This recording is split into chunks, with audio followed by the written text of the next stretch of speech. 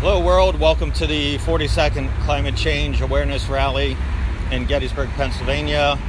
It is September 27th. It is 11 a.m. here in Gettysburg. Tanya, my wife, is here. Hey Tanya. Hey. Hey Hope. And then Wilma's showing up. Here comes Wilma. Hi, Wilma. It's usually the usual cast of three characters here. No one else in Gettysburg, USA is getting it to do a weekly protest or to put themselves out. And it's not fun, and we don't really enjoy doing this, but it's something we have to do. I'll talk about that in a minute. Last Friday, the 20th, was worldwide climate change strike in Washington, D.C. is where we went. We took the light rail down. And it was an amazing situation in that kids under age 19 ran the whole thing. And it was amazing speeches, amazing cast of speakers and everything. There's probably about 30,000 people there. Some cities, New York, had 250,000, something like that. And around the world, there are 4 million protesters. This all started from one little girl, Greta Thunberg, or Thunberg, in Sweden, in Stockholm. And she did the protest by herself for 1 week, and then kids started showing up, and then it spread around Europe, and then it spread to around the whole world. The United States wasn't so much. I think myself and the girl at the UN in New York and one girl in Denver were the only ones protesting the United States starting in December. So it's been kind of a lonely existence, but it's a worthwhile cause, and everyone needs to jump on board. Everyone's life is in danger, and I don't mean just 2050 as they keep saying. No, it's 2026 or somewhere around there. All hell's going to break loose. So the kids were really well thought out, and they expressed their fears and their desires to have a better world. And but it all hinges on the adults getting to it. And right now, there's no indication the adults are getting to it. Based on the attendance there, there's probably 90% kids under age 19. With very few adults, and it begins to make one wonder what is going on with the parents and everything. You can't even support your own children, and not only showing up for these things, but also taking action. And if you really love your kids, saving money up for college and everything won't really matter, because they're going to get out, and all hell will break loose. So, and the kids that are in elementary school right now might not even have a life to go to college. So I can't explain how dire this situation is. The kids don't even get it quite. They understand the science behind it and everything that's going on, but they're quoting the UN IPCC, which is just way behind. They use 5-year-old models for their predictions and all, and their scientific evidence. So by the time the models come out, they're already out of date, and things are spiraling exponentially out of control. If you look back 5-10 years ago as how things were versus now, with a historical perspective, you'd realize that things are getting way out of control, and there's no desire in the United States to get things done, and we're going to drag the whole world down with us. The dire situation we're in is getting, it's just terrible what's happening as far as there's so many feedback loops and things happening around the world right now. You can't even begin to name them all. When I first started doing this, even back in December last year, you could almost name everything that's happening, and now there's so much happening that I can't even put my finger on one thing to say we got to do this. But the main thing is, first stop is when your bathtub's filling up and overflowing, you got to turn off the faucet, and that means you got to stop CO2 going into the atmosphere. The United States, as you can hear from all these cars and everything, has no desire to change their ways, and one way or other, there will be less CO2 coming up, probably by 2030, because we're going to go into an extinction process. Food's going to be impossible to get. There's going to be food wars, water wars, migrations in massive amounts that are ungodly. Right now, Mexico's in a ridiculous drought. Where do you think the people are going to go when their children are starving to death? They're going to come here or go somewhere else. They have to. You wouldn't stay in your same country, in the same locale, and watch your kids die. That'd be insane. In my mind, the adults are not mature enough around here or in the United States to handle what's happening. They're very scared, or they don't believe it at all. The United States leads the world in denying climate change even exists, which we tout ourselves as being really smart, but we're really not.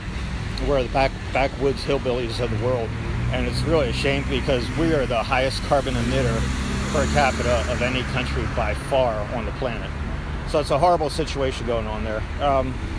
When you see an emergency, people tend to either look away and turn away and not do anything, or there are some people that actually take it on and respond to a situation and go at it. You can't, everyone's depressed by this whole situation. It's very depressing.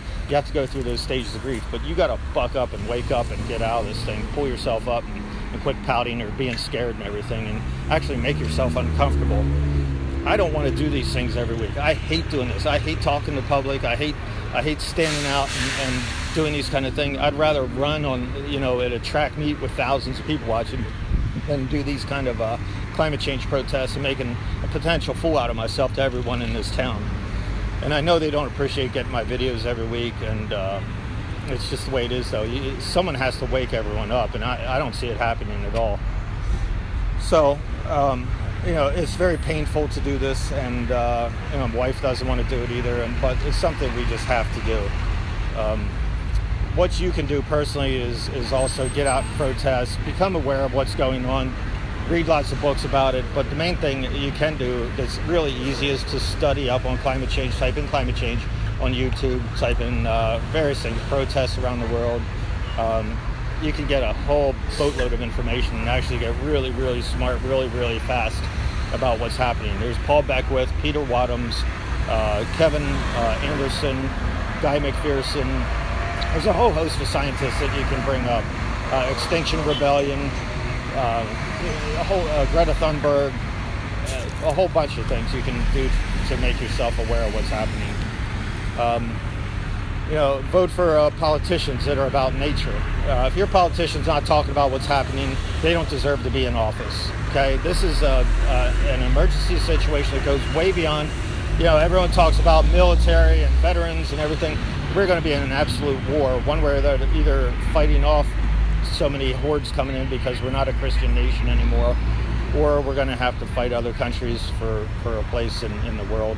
And it's all wrong. Rather than working together, we should be, we shouldn't be fighting each other, and that's what's going to end up happening. So vote for politicians that only know about what's happening. If your politician doesn't know what's happening, keep hammering on them to get aware. And don't let them slide. Don't let them get off the hook and go, it's all a hoax or something or other. I don't believe in it. Bullshit. Then throw them out of office. Throw them out, vote them out, protest, make their life uncomfortable. We're in this is how bad the situation is. We need a revolution one way or the other. It's coming. And whether it's at the voting ballot or it's going to be a physical revolution that in the streets there's going to be riots. But watch Mad Max, and that's an indication where we're going.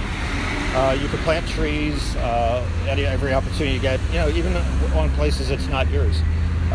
Dig up your lawn. Don't mow your lawn. It's absolutely insanity. I think our lawnmower got out twice this year, and that's it. And that was for a grand total of probably 5 minutes at the most. You need to be uncomfortable. This is not a fun situation. You need to make yourself uncomfortable for your kids, for your wife, for your husband, for your brothers, sisters, anyone. Being uncomfortable is just part of it, and that's what's going to happen until everyone else gets on board. So next week's rally is 11 o'clock here in Gettysburg, Pennsylvania. Now there is a special something happening in New Oxford right now, starting at 2:30. We're going to go down for that one. Evidently, school kids down there are going to rally on the square, and they're the first group of school kids. If they do this weekly as part of their every Friday, then they're going to be the first school kids I know of in the whole country that are going to be doing this. So hats off to the New Oxford school kids if they follow through on this. And that starts at 2:30 on the square. So they're inviting anyone down there to stand with them. And it's a good cause, 2:30 to 3:30. You don't have to be there all day, just 1 hour. That's all you got to do. Same as here. This is 1 hour, hour and a half, whatever we stand for. People say thank you for doing. I don't want your thanks. I want you to stand here and actually do something. It's nice, people beep their horns and everything in their SUVs and their trucks as they go by, but that's not what the intent is. They need to actually stop and start making themselves into a movement. So we'll see you, next Friday at 11 o'clock here in Gettysburg, Pennsylvania. And start making yourself uncomfortable. Quit floating by and acting like everything's okay, because it's not.